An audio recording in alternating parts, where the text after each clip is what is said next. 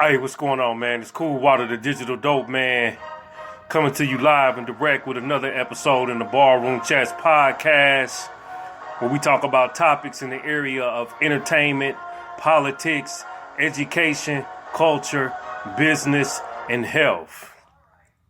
Ballroom Chats podcast. Tonight, I wanted to jump back on this subject. I've been trying to get it off. I can't get it off for some reason or another. And that's the subject dealing with Byron Allen, Comcast, and the lawsuit that he has brought up against Comcast in regards to the 1866 civil rights issue, civil rights law that was supposedly put on the books after slaves were freed and given their supposed 40 acres in the mule. So, to cut to the chase, because I have been trying to really get to this subject and have not been able to get to it the way I want to. Byron Allen went on the Breakfast Club, went into a whole detailed spiel about his upbringing and his mother and how he got off in the entertainment, how he got off in the comedy, and all that stuff was very, very interesting. What took me to another place, another dimension, was when he started to talk about his trek towards multi-millionaire, billionaire status. In which case, he sought out to produce some television programs for certain networks, send those networks to programming for free, and in return, they would seek out advertisers. He would go after national, they would go after local, and he began to move in that direction. Well, a couple of companies reneged on him. They offered him he was supposed to receive a $400,000 contract.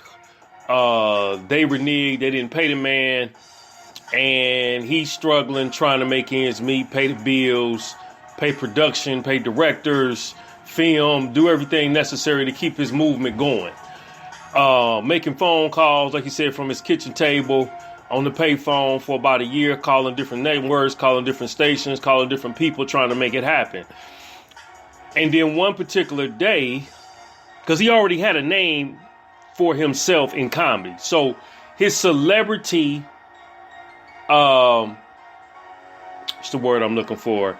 His celebrity status helped leverage him into the multimedia game. Now, I don't know at what point he picked up the USA networks, but from listening to him prior to that, he was still broke. If he had got a hold of them networks, they wasn't paying no major dividends. So he goes along and at some point runs into somebody he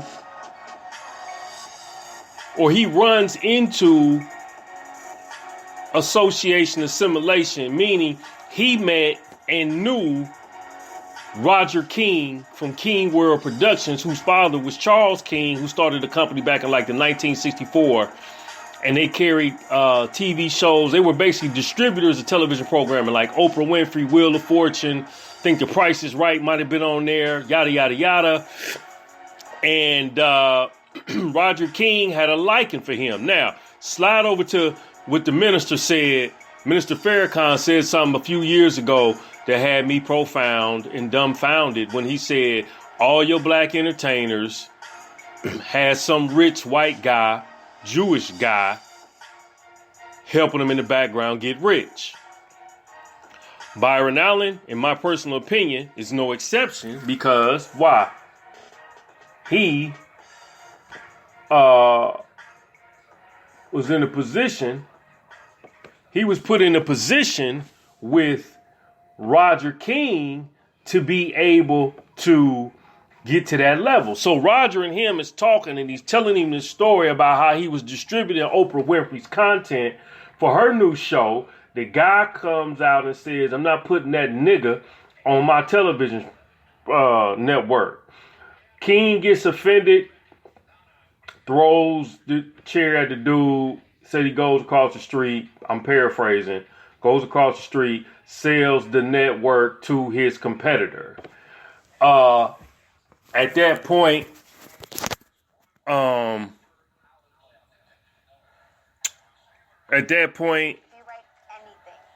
Oprah goes on to be the multi-billionaire person that she is today. So, Roger King is basically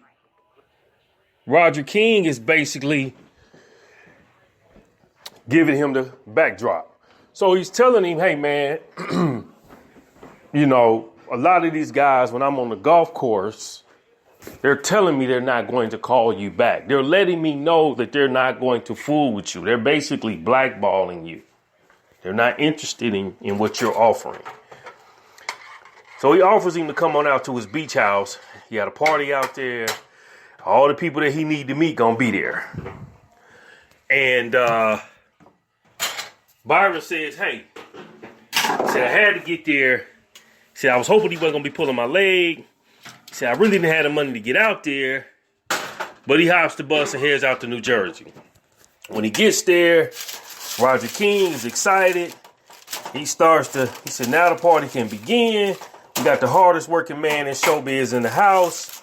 Yada, yada, yada. He starts to call over these television networks, these guys that had these shows, and says, Byron's been trying to get you to return his call. Do you want your show carried by our distribution for King World? And the guy like, yeah. He said, okay, well, you need to call Byron back.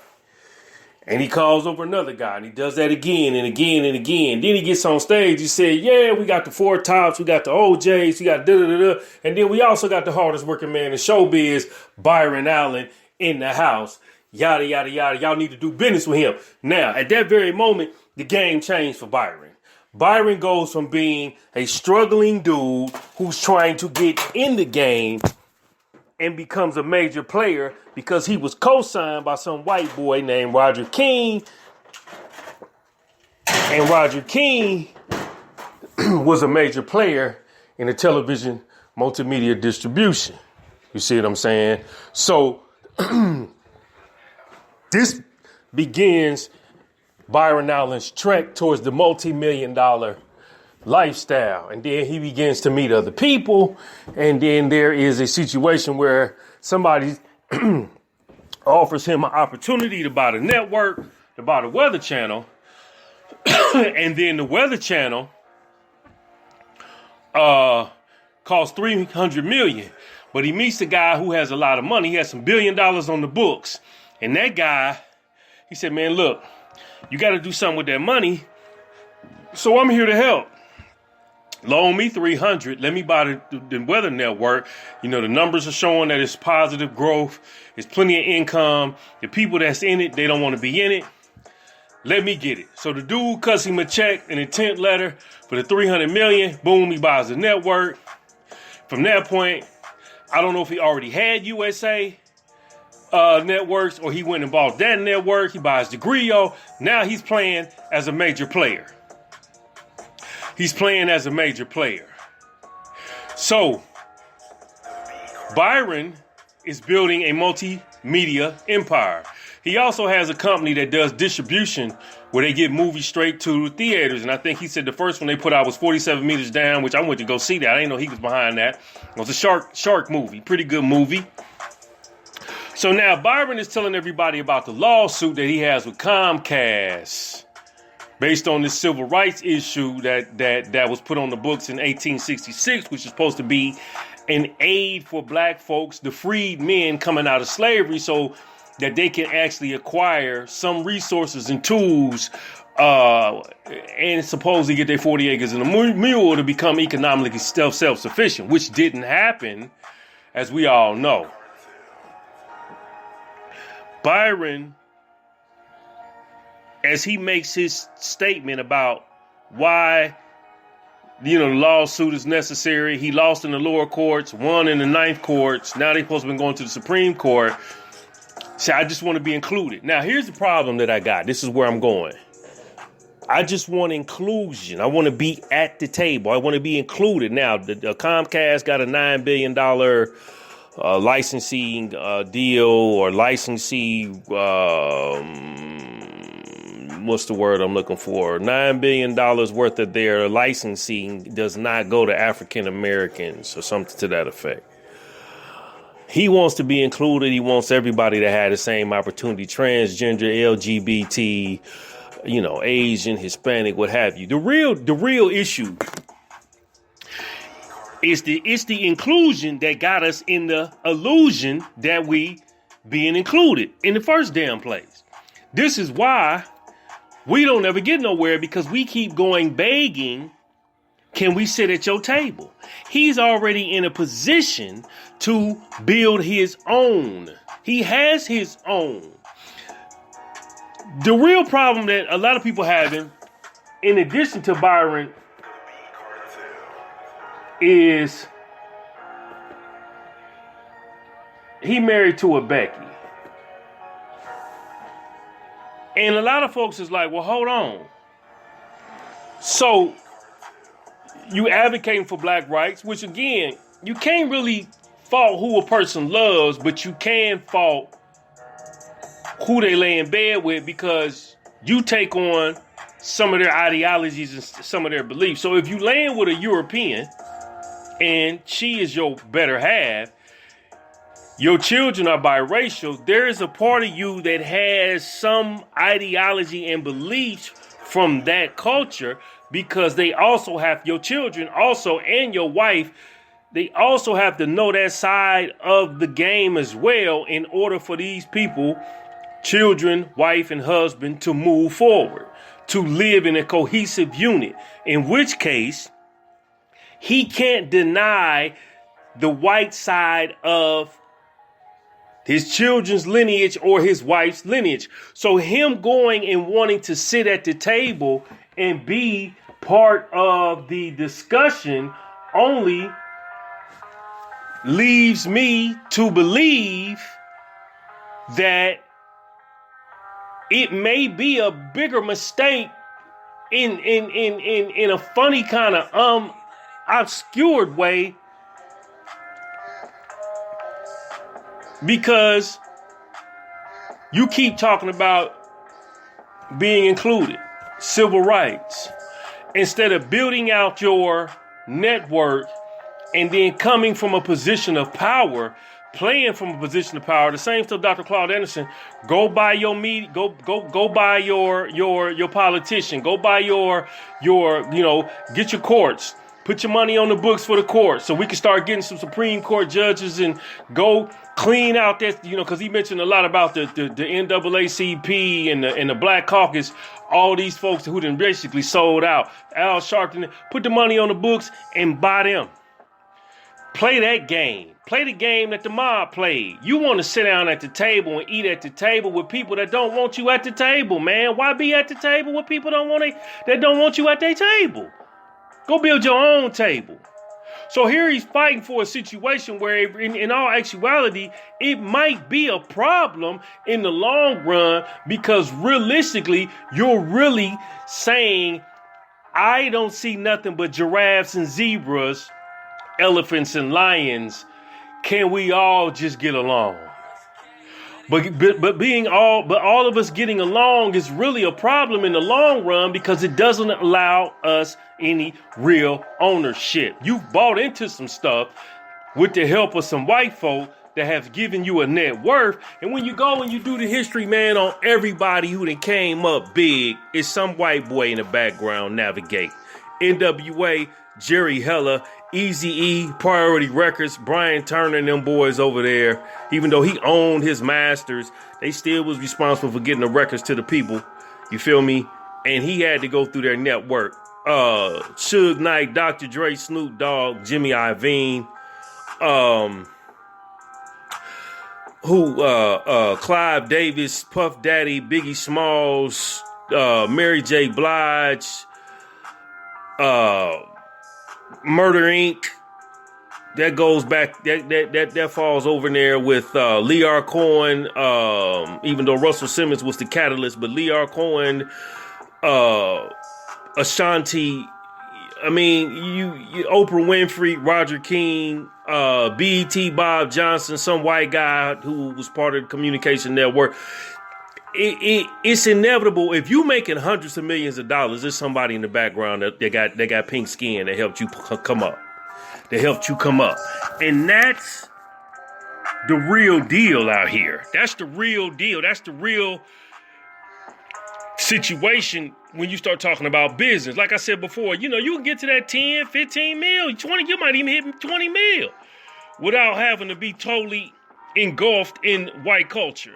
But once you hit a certain income, a certain level of money, they're going to come see about you. Because now you on the radar. And they need to know that you got their interests at heart. You dig? They need to know you got their interests at heart. And at the same time, it's one of them situations where, if you don't, then we need to lock up the outlets for you to get to the next level. You see, we need to lock up the outlets that need you till you get to the next level. Byron Allen's lawsuit is cool for the publicity, for the eye-opening, but let me slow down. It's cool for eye-opening efforts. Okay? But all them Negroes who went up there to the Supreme Court and stood in line, protested, held up signs, won't do the same thing when it comes to economic independence. They won't fight for the economic independence to build a nation of people that look like them, that spend money like them, and interact and do business with one another. You fighting to get a seat at the table again.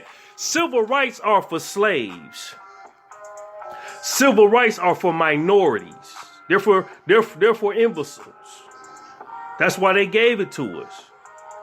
That's why we have these instruments, these social services and things of that nature. Civil rights, like Claude said, who is civil? Where is she at? And that's coming from somebody who'd have been at higher levels of forms of government. Anybody who knows and studies law or knows that civil rights are for the slaves, which is, i.e., a step above Jim Crowism, which is, i.e., a step above the black codes, which is, i.e., a step above the Christian codes. This is how they was controlling us. And then you talk about unions and like FedEx. When I used to work over there, they made sure you weren't gonna be part of no union. If you got approached, you needed to tell somebody. You couldn't come in. And they weren't offering unions. UPS sued FedEx because FedEx didn't have a union. But UPS's union also came through the mob. The mob was behind the union for UPS. So it's one of those situations, man, where you have to be really, really cognizant of what you looking at.